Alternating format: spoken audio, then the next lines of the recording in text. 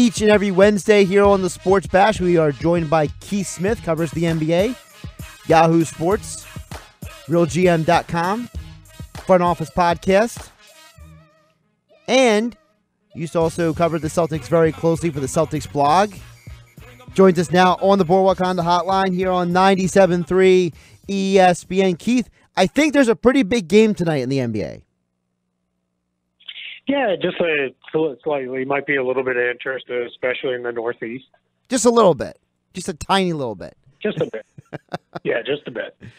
You know, this game tonight, I think a lot of people are treating it as like a statement game for both teams, an opportunity for the Sixers to show that they can beat the Celtics, an opportunity for the Celtics to show that they still own the Sixers. I know there's a lot of storylines going into this game, but what are one or two of the storylines going in that you are focusing on the most?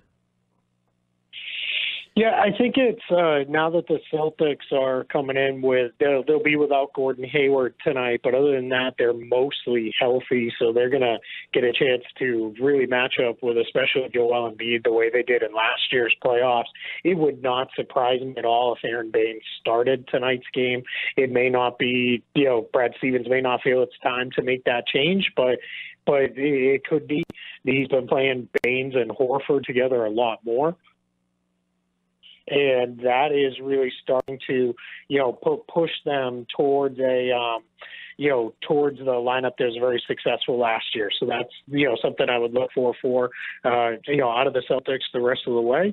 And we'll see, ultimately where that goes for them from the 76ers side. This is one of the first times with this group together that they're going to play Boston. So I think they're looking forward to almost in a lot of ways a new test versus what the teams that have matched up so often over the last few years. You mentioned matchup. How much do you think is going to go into what the success of tonight's game is those matchups? For example, obviously, if the Celtics have certain lineups out there, if for example, it's Morris and Horford, the Sixers would have one sort of matchup versus if it was Baines and Horford or some other combination. If you go small in the backcourt, Kyrie Irving with Marcus Smart, there's a lot of ways the Celtics can attack, and I think a lot of the Sixers' success and failure really comes down to how do they counteract the lineups that Brad Stevens puts on the floor. Yeah, for Philly, it's going to really to see, can they find a way to take advantage of Kyrie Irving in the starting group, because they haven't been able to do that. That's been a huge part of Boston's success. They couldn't do that with Terry Rozier last year in the playoffs, and that's something that they really need to be able to do, especially with this new group, if you will, with Simmons and Redick and Harris, Butler, and Embiid. They need to be able to find whoever Kyrie's guarding and go. The Celtics are going to likely play it the way they always do. They're going to switch everything. They're going to change things up. Last time out, they put Marcus Morris on Joel Embiid and let Al Horford guard Ben Simmons for large chunks of the game. That wouldn't surprise me if we see that. So it's going to really be for Philadelphia finding success. It's going to be making Kyrie Irving have to guard. The Celtics may put him on J.J. Redick and have him chase Redick all over the floor, and that's probably their best matchup in a way. And if that's the case, then you really have to use Redick. If he's not guarding Redick, then any of the other guys should be able to get in on Kyrie, especially down in the low post, and get into the paint and get baskets on him. It's just really imperative that Philly does that this time around. Keith, when you look at the Sixers' new version of their team, now with Tobias Harris and with Butler. In addition, we saw last night, those guys played a lot of minutes last night. You saw Simmons, Redick, Butler, and Harris all play a ton of minutes last night.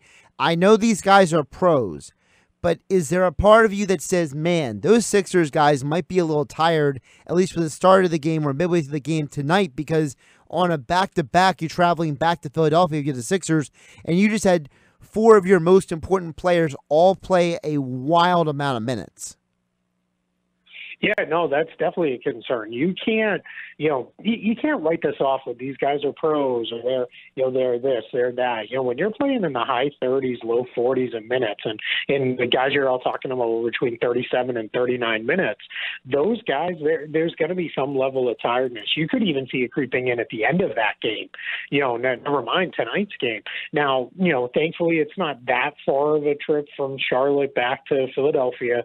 It's probably one of the better rare ones you got to make if you have to make a true road trip. But that could definitely, creep in, and you could see the Celtics try and take advantage by pushing the ball early, playing up tempo, and really going at them, or running long shot clock possessions where they really try to move the ball and make Philly have to move a lot defensively. But they're going to have Embiid in the lineup tonight, presumably, and that really covers for a lot, makes things a lot different for them, and then that kind of balances everybody else out slightly more, because they had to go with the four guys so many minutes because it really ended up such a tight game, and they were obviously without Joel Embiid last night.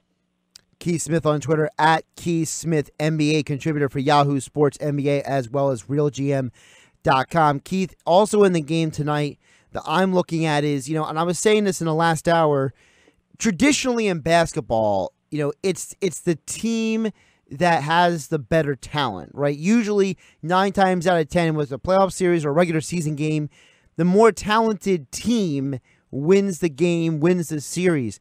Going in tonight, which of these teams is actually the more talented team? I think a lot of people would say it's pretty darn close. Sixers made a lot of adjustments throughout the year. Celtics, they have Kyrie and Gordon Hayward back from last year, although from what I understand, Gordon Hayward will not play tonight. So which of these two teams is, in your mind, in your eyes, the more talented team? I think in the starting 5, it's Philadelphia, but when you go 1 through 9 or 10, I think that's where Boston really evens it out, and it really starts to tip maybe a little bit more the Celtics' way. The Celtics have a lot of guys coming off their bench who have starting experience, especially, Hayward's not going to play tonight, but you want to count him in there, and he has played, he's had a couple down games, but when healthy after the All-Star break, he's played really well, and he's playing good going into the All-Star break as well. So I think he's really started to come around and, he's not the guy he was, but he's starting to somewhat resemble that player. So I think what you're looking at there is that's where Boston wins out, because they're just not going any real holes. Whereas for Philadelphia, they're still really, in a lot of ways, they're trying to figure out who the bench guys are that they can trust, because the only guy who's still there from last season's bench group, or really most of this season's bench group, is TJ McConnell. Everybody else is new to the team, within, in a lot of cases, they're only entering, month 2 here with this team. So this is going to be, something that they're going to continue to work through and try to figure out, all the way probably through and into that first round of the playoffs for Philadelphia. And then, then they'll start to, I think, really understand who they are and lock into who they are. So it's, right now, I mean, Boston just slightly. But the other thing is, remember, the bench doesn't matter quite as much in the playoffs, because you tend to ride your starters a little bit more, and that probably tips it a little more Philly's way in a potential playoff matchup. Keith, you mentioned the bench as well for the Sixers. I think a lot of people feel like, this bench is, maybe not as good as we thought it was, or, James Ennis was the only guy who scored for the team last night. But if you look at since the trade deadline, the bench has fewer turnovers per game.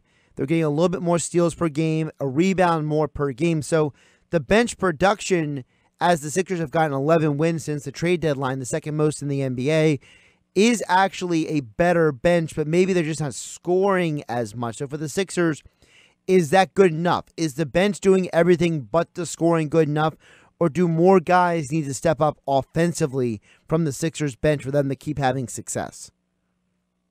Yeah, I think you'd like to see a guy like Mike Scott be a little more consistent, so he could really be almost the third big in the rotation, along with Joel Embiid and Boban, and then Harris kind of fitting the mold of a big. You'd really like to see him be in that mix, and then the scoring, that's going to be the issue. I think they can do enough to probably play teams even, which is generally okay from a bench as long as they're not losing leads. I just don't see there being a whole lot of upside to push leads forward with this group. They're really just not that kind of group. And James Ennis, while a good shooter, he's not a great scorer, because he's not going to create a lot on his own. And Mike Scott, he's very up and down, can be inconsistent. When he's good, he's really, really good.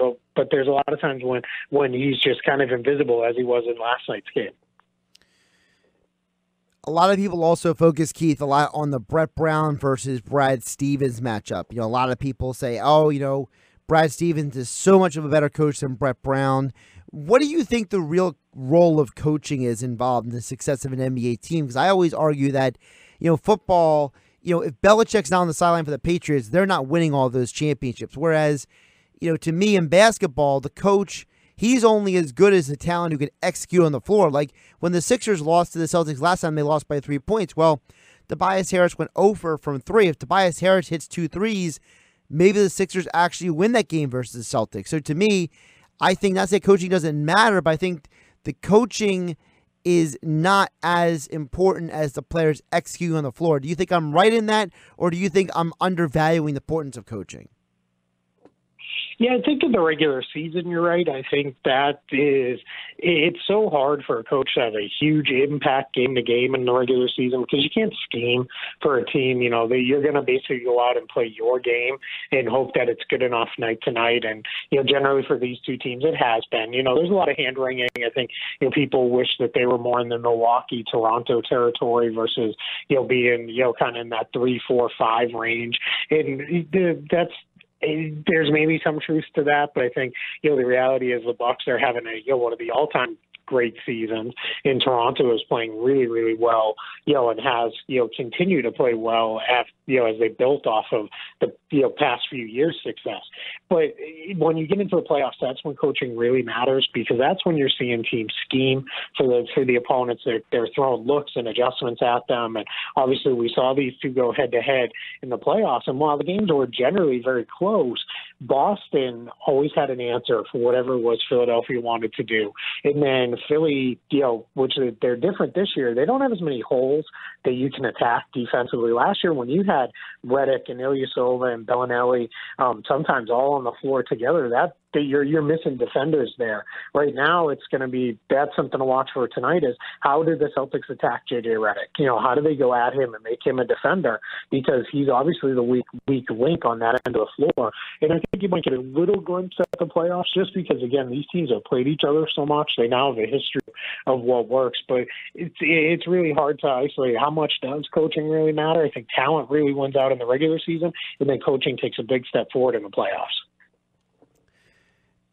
Do you think Brett Brown is the best coach for this team to win a championship? Or do you think that his long-term, expectations are still to be determined? Yeah, I think there's going to be a lot to be determined on how this playoff run goes for Philadelphia. If they lose in the first round, which I have a hard time seeing, I don't think that happened. I think that could be maybe the end of the run.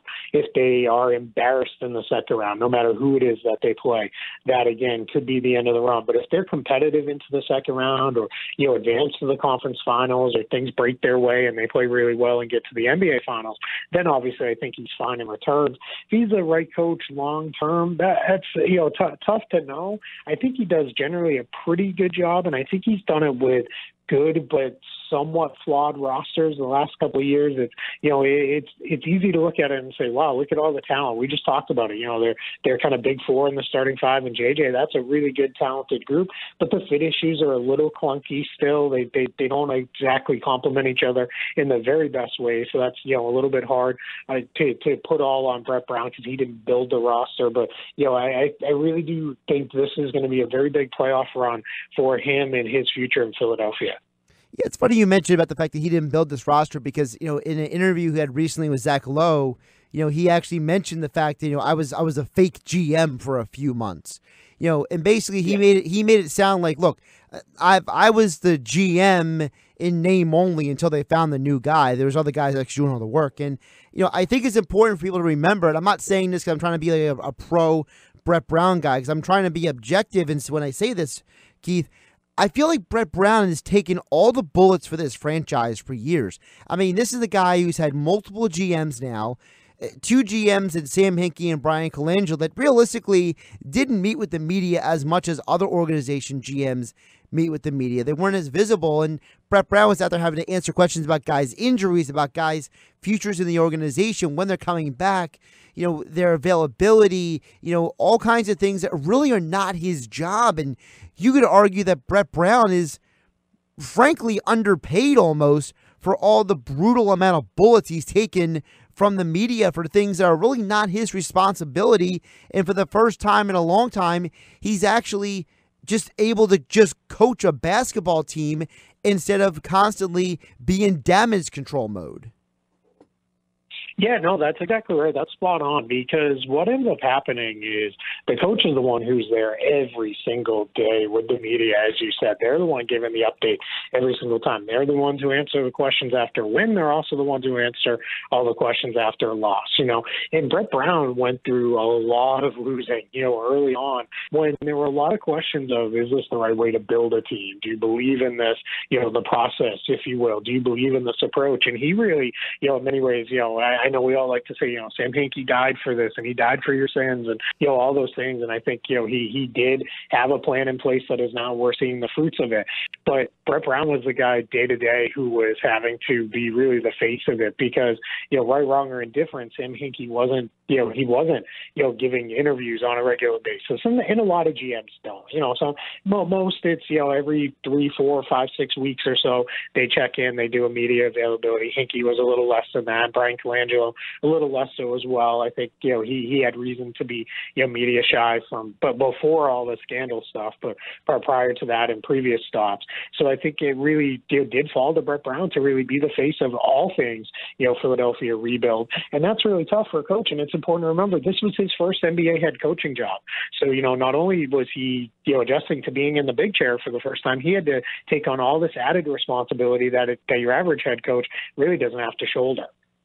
And now you have a GM in Elton Brand who is, for lack of a better term, Keith, he's been a man of action. This is a guy who's made multiple moves, multiple trades in just a short amount of time. Is Elton Brand a lead candidate for Executive of the Year at this point?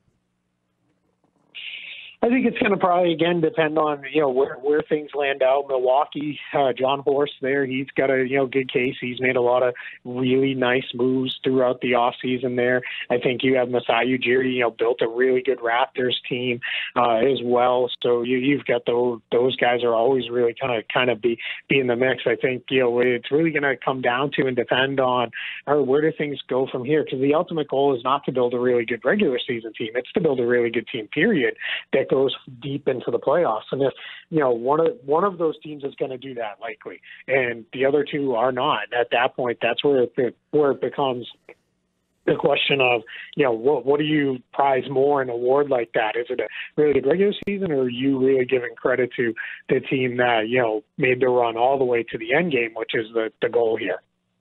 Keith Smith joining us on the Boardwalk on the hotline on 97.3 ESPN. Follow him on Twitter at Keith Smith NBA. Keith, look around the rest of the NBA now. Outside of the Sixers-Celtics game, I know some people think it's the only game on tap tonight, but there are other things going around the NBA. I want to ask you about the Nets, because that game last night was insane. They're down by 25. D'Angelo Russell scores more than 20 points by himself in the fourth. And I was looking at the standings, and if the season ended right now, it would be Raptors versus Nets. And boy, if you're the Raptors, I'm not sure you want to face the Nets, because the Nets seem like a team that just won't go away. Talk to us a little bit about your perception of the Nets and how good can they be, and the job that of basically a bunch of guys who seems like nobody wanted D'Angelo Russell, nobody wanted Joe Harris. Now you got this team of guys who are really just playing great basketball. Yeah, what's a fun story with them is it's really a bunch of guys who were written off that, people kind of said, man, and it's all these guys who, made the most of second chances, or they were drafted later than people thought, maybe they should be, and those kind of things, because the Nets really built this thing with nothing to rebuild around, because all their picks were going to Boston. So, it's a lot of fun to see them in there.